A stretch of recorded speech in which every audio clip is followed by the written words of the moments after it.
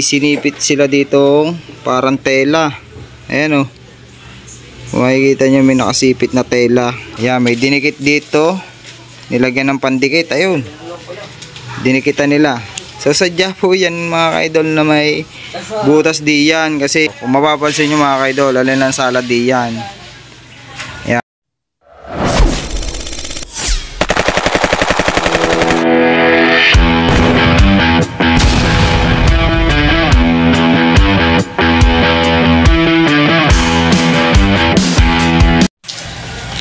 So ito nga pala mga ka-idol, ito may share ako sa inyo, may ginawa tayo ditong Honda Beat FI.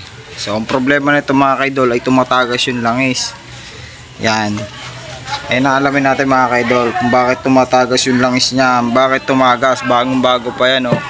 So nakita ko dito mga ka-idol, nakailang baklas na rin, nakailang palit na rin to ng gasket. So problema niya ay naglilik din eh. Ang akala nila ay dito sa gasket dumadaan. Yan dito sa gasket na to, nakailang palit na kasi mga ka-idol.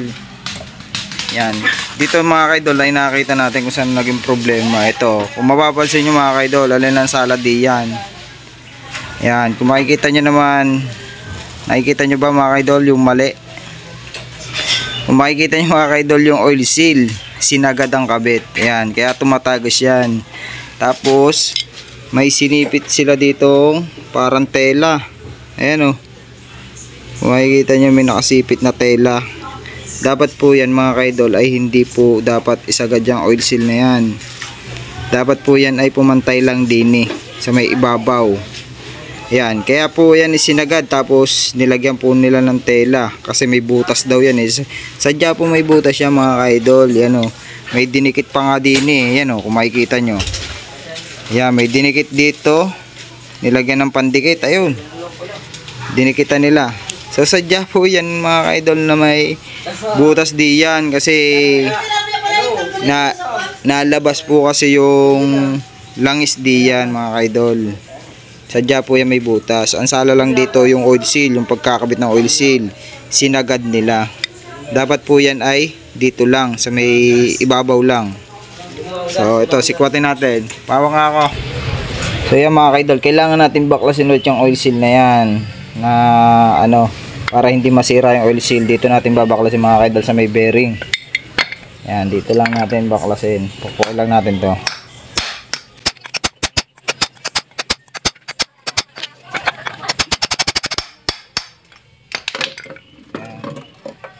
Ayan po mga ka-idol, yung sinipit nila. Ayan o, binarahan nila yung butas.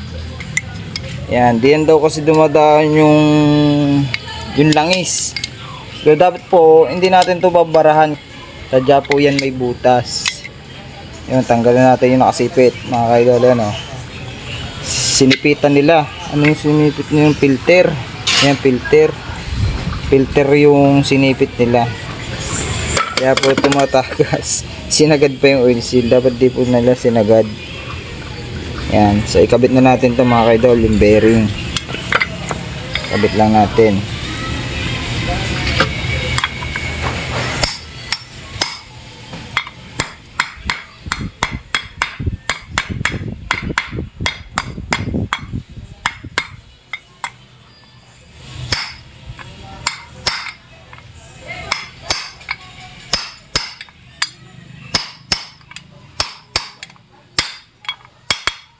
Po mga ka-idol, nakasagad na po yung bearing. Sagad na po yan.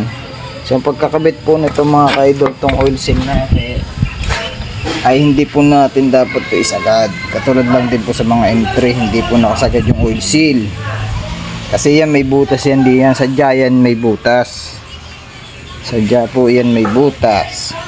Pagkakabit po niyan gayaan, hindi po natin siya isasagad sa loob para hindi po siya tumagas. Yan, ganyan lang po siya mga ka-idol. Yan, ganyan lang dapat siya. So dito natin siya malalaman sa gear. Ayan o. Ayan mga ka-idol o. Yun, ganun lang dapat siya. Yun o. Kita ba? Yun o. Hanggang doon lang po siya mga ka-idol. So ang ginawa natin ng yung gumawa nito mga kaidol ay sinagad yung oil seal, tapos naglagay doon ng bara. Sadya po mga kaidol may butas yan, kasi yan po ay drain. Yun lang mga kaidol. So videoan ko po to mga kaidol pag po nabuo, tapos para makita nyo po na talaga pong wala pong tagas. Yan. So ikabit ko lang po mga kaidol. So yan po mga ka-idol, naikabit na po natin. So ngayon naman po ay lalagyan po natin ng gear oil. Papalitan na po natin yung gear oil. Dati yun, kakunti na kasi at saka madumi na. Yan, sasalin na natin mga ka-idol ng gear oil. Tapos titingnan natin dito kung may tatagas pa rin. No? So video mo to, boss.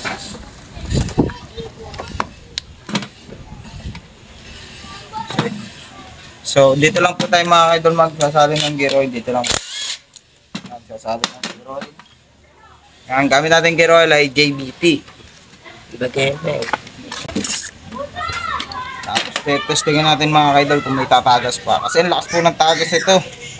Nagreklamo mga kaidol yung may-ari. Kaya dinala sa atin para yan mga kaidol, sinala natin yung gear oil. So check po natin kung may tagas pa rin ano. So kaya po ito dinala sa atin ng may-ari kasi nga po ay naglilik din eh. Tagas doon ng tagas sa gabi. Kaya pinadala na sa atin dito at para ipacheck kung saan ka na nataga.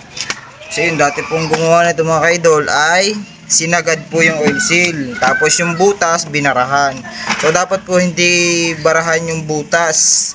Sadya po may butas yung mga kaidol para dun po lumulusot yung tubig. Yan. So check muna natin mga kaidol. Paanda rin natin.